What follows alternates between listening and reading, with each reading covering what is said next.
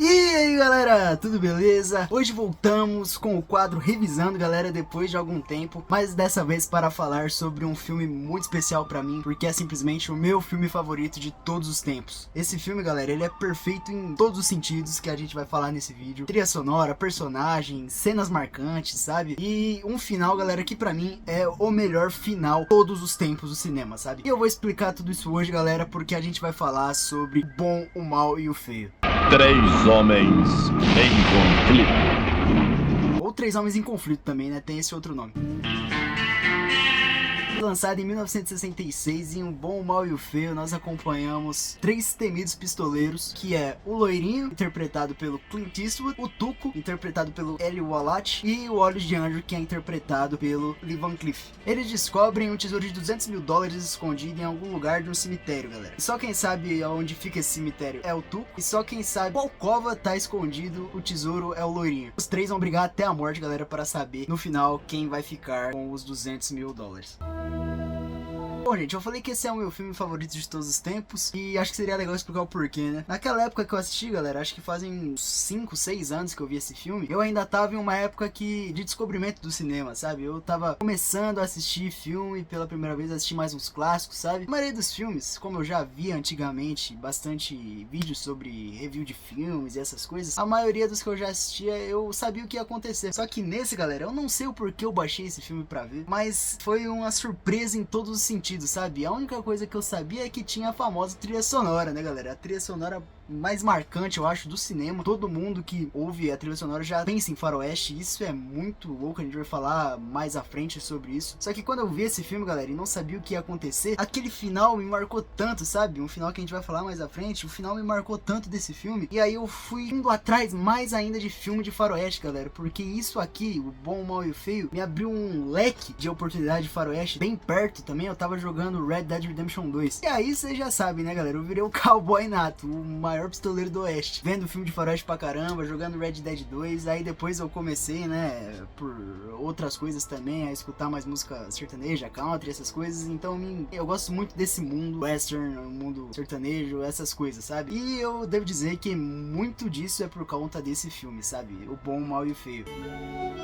Esse filme faz parte da trilogia dos dólares, né, gente? Dirigidas pelo Sergio Leone. Sergio Leone, na minha opinião, o diretor mais acertou em todos os tempos. Na época não foi elaborado realmente uma trilogia, mas como eles tinham feito 3 filmes com um mesmo personagem, sabe? Praticamente com os mesmos atores. Na época até todo mundo já considerava meio que uma trilogiazinha e hoje é conhecida como trilogia dos dólares, né? É muito consolidada essa trilogia, porque todos os filmes são de altíssima qualidade. Falam que o primeiro filme, né, o Por um Punhado de Dólares, ele é uma cópia de um filme japonês chamado Yojimbo, de 1961, que foi dirigido pelo Akira Kurosawa, também dito por muitos como o maior diretor de todos os tempos. E realmente é aquela história, né, galera? Gênio inspira gênio, não tem como. Se você assistir igual eu, que eu assisti primeiro O Bom, o Mal e o Feio, e depois for assistir os outros da trilogia, não tem importância, sabe? Porque cada filme foi feito pra ser visto à parte. Você não precisa ver o primeiro pra ver o segundo, ver o terceiro, não. Você pode ver em a ordem que você quiser. Isso é muito legal, sabe? Os fãs tentam achar meio que uma cronologia na história dos filmes, mas não tem, galera. É literalmente cada história é um mundo novo a ser explorado, sabe? Um oeste novo a ser desbravado. Isso é muito maneiro. Uma das coisas, galera, que me fez realmente adorar cinema foi ter conhecido Clint Eastwood nesse filme e depois ter ido ver todas as outras obras-primas que ele tem na carreira dele, sabe? O Clint, ele é uma figura tão lendária do cinema, galera, que não tem como você não colocar ele numa prateleira alta, assim, da Hollywood e dessas coisas, sabe? O Clint Eastwood, na minha opinião, ele sempre vai ser lembrado como um dos melhores diretores e atores de todos os tempos. Nesse filme aqui, que pra mim é a obra-prima dele como ator, tá ótimo, sabe, galera? Ele, na trilogia dos dólares, e o Homem Sem Nome, né? Porque em todos os filmes dessa trilogia nunca é falado o nome do personagem do Clint Eastwood. E aqui, cara, ele tá muito bom. Aqui ele consegue o poncho, o famoso poncho dele. Quando ele consegue o poncho, você fala: caraca, que presença de tela, mano, que esse cara tem. E obviamente, galera, como eu falei, como esse foi o primeiro filme que eu vi de faroeste, de western mesmo, e já apresentou umas figuras lendárias desse cinema, quando eu fui começar a ver outros filmes de faroeste, eu me dei conta que o Lee Van Cleef tinha feito coisas maravilhosas também nesse gênero. Aí depois eu fui ver o Eli Wallach, Wallach também. Esse filme aqui é uma junção de pessoas excelentes fazendo um trabalho excelente, sabe? Falando da atuação, a gente pode falar do Clint Eastwood, obviamente. O Clint Eastwood, ele tem uma presença de tela, assim, assustadora nesse filme. Falando de presença assustadora, a gente precisa falar do Lee Van Cleef nesse filme, que faz o Olhos de Anjo, né? Ele é um dos vilões mais tenebrosos que eu já vi em algum filme, porque o cara é um assassino puro, ele mata sem remorso todo mundo, sabe? Se ele precisa te eliminar pra você sair do caminho dele e conquistar alguma coisa, ele vai fazer isso sem problema, sabe? Lee Van Cleef, galera, nesse filme ele tá tão assustador como Olhos de Anjo. Vocês sabem, né? Eu já falei desse filme aqui, do Bastardos Inglórios. Ele é um filmaço também do Quentin Tarantino. O Quentin Tarantino é um fã declarado de Sérgio Leone e de O Bom, o Mal e o Feio. Todo mundo paga um pau pra aquela cena inicial lá, né, do Bastardos Inglórios, que é quando o Lanzanda chega na casa, toda aquela cena de tensão e tal, todo mundo morre na casa. Só que em 1966, Lee Van Cleef, Sérgio Leone fizeram isso antes, porque é muito igual, as cenas são muito iguais, sabe, galera? É muito parecido. Eu devo dizer que eu gosto mais daqui, porque o Sérgio Leone consegue fazer uma cena onde praticamente tem 5 minutos pra falar assim, sem fala, que é muito desafiador de se fazer isso e se fazer bem feito, né?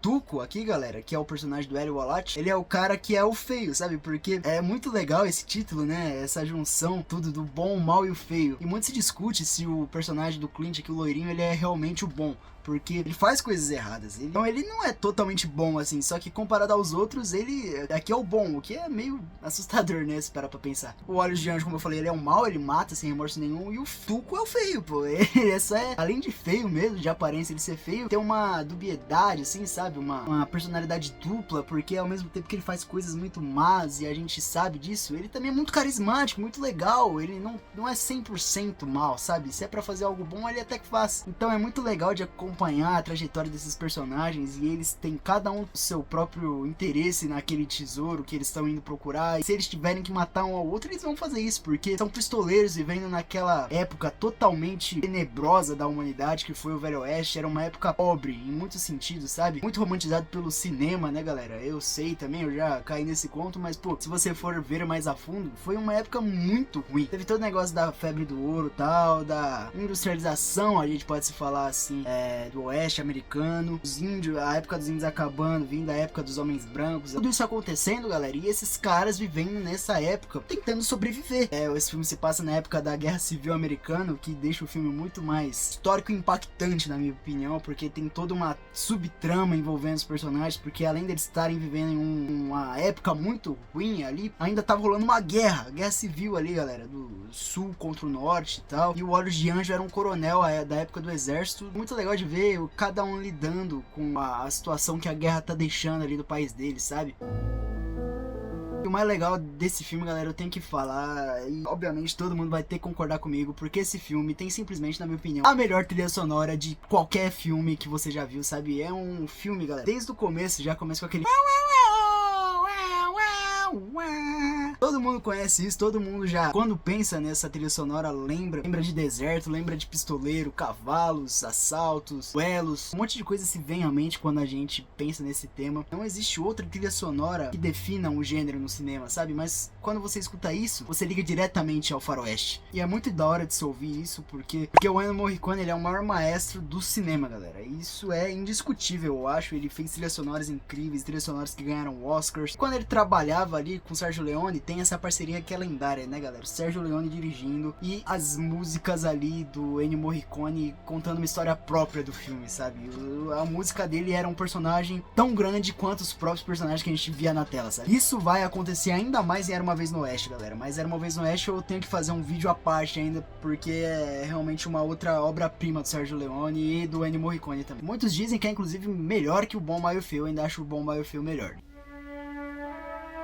Galera, vamos passar logo pra esse vídeo não ficar tão grande, vamos passar pro final logo, sabe? Começa, galera, com a trilha sonora do Ennio Morricone subindo assim, e o Tuco correndo pelo cemitério. O Tuco fica, sei lá, uns 3, 4 minutos correndo pelo cemitério, caçando o negócio assim, e o Sérgio Leone com aquela câmera frenética dele, gravando tudo. E é muito boa essa cena, gente, a trilha sonora é perfeita nessa hora. Então, o Ecstasy of Gold, né? Aí é só o Tuco correndo no cemitério, procurando o túmulo que ele sabia lá, que o loirinho tinha falado pra ele, né? Tal, se ele morresse, O loirinho falou, ó, tá em tal lugar, o cemitério é tal, também o Tuco fala pra ele. Então ele meio que já sabia. Quando ele chega na cova, começa a cavar, galera. E aí, o loirinho chega. Nossa, é muita presença, gente. É muito maneira essa cena. O loirinho chega assim, joga uma pá, pega o poncho, joga assim de lado, acende o cigarro. Só que aí quando tu começa a cavar, outra pá é jogada pra perto, os dois se olham assim, olha pro lado e tá o Olhos de Anjo, tá ligado? Apontando uma pistola pros dois. E aí começa, galera, a tensão maior do filme, né? Porque tá o Olhos de Anjo aprontando pros dois e tal, e a cova tá aberta praticamente. Só que o loirinho revela que aquele não era o túmulo verdadeiro, né? Ele mentiu quando ele disse isso pro Tuco. E ele propõe uma coisa pros dois ali. Ele vai escrever o nome de túmulo verdadeiro numa pedra, colocar pra baixo e eles vão duelar até a morte, galera. E puta que pariu, que cena boa, gente. É a melhor cena de todos os tempos do cinema, né? Não tem nem discussão. Tarantino acertou em cheio quando ele disse isso. Pensa numa cena em que são 3 homens se olhando por 5 minutos sem fala, só música, a melhor música de todos os tempos do cinema. Pensa nisso. É uma cena de 5 minutos onde 3 homens se olham, 3 homens suando frio, eles não piscam praticamente a cena inteira, sabe? Cada um fica com os olhos arregalados assim, olhando